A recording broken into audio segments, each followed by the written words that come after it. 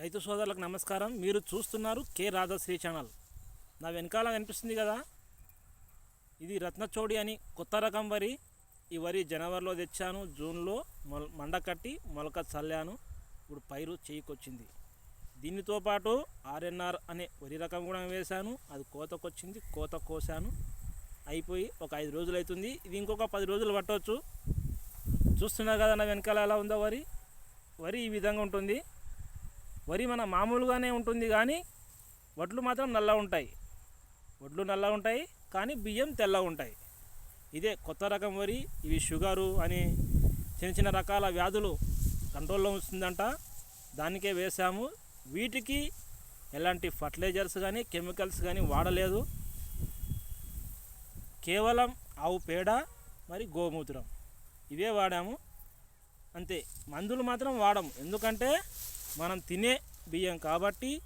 ఇవి మా వరకే వేసుకున్నాం, మా ఇంటి వరకే. మేము వండుకొని తిన్న తర్వాత రిజల్ట్ ఎలా ఉందో మళ్ళీ మీకు చెప్తాను. ఇంకొక వీడియో తీస్తాను, అప్పుడు చెప్తాను. అప్పుడు వేసుకోండి. ఒకవేళ పంట బాగుంటే ఈ పంట అవడంగా నేను ఇంకా ఎక్కువ చేసే ప్రయత్నం చేస్తాను. ఇప్పుడైతే కేవలం ఒక మడి మాత్రమే వేసాను. కేవలం 1 కేజీ విత్తనం తెచ్చి 1 మడి వరకే వేశాను.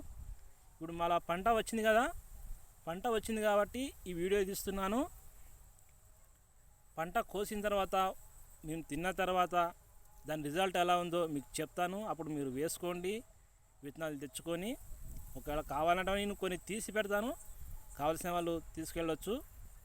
మాది నారాయణపేట జిల్లా, ప్రాపర్ కూడా నారాయణపేటనే. ఇక చూడండి ఎలా ఉందో వరి.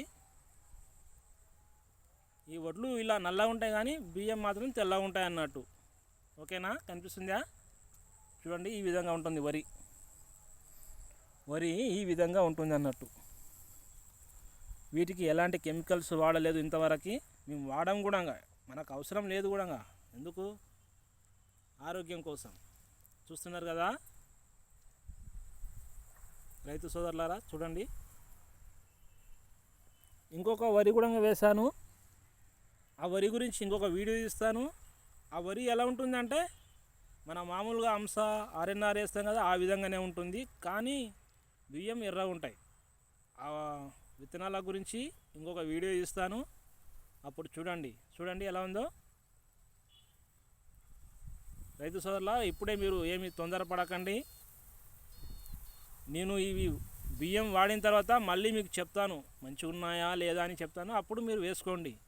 కాకపోతే ఇప్పుడే యూట్యూబ్లో ఏదో చూసాము, 100 రూపాయల కేజీ బియ్యం అని మనం వింటుంటాం, యూట్యూబ్లో చాలా చూస్తుంటాం, కానీ అవి ఎంతవరకు నిజం మనకు తెలియదు. చూడండి, మనం వాడిన తర్వాత ఇంకొకరు చెప్తాము అవి ఎలా ఉన్నాయో, అప్పుడు మీరు వేసుకోండి. చూడండి ఎలా ఉందో పైరు.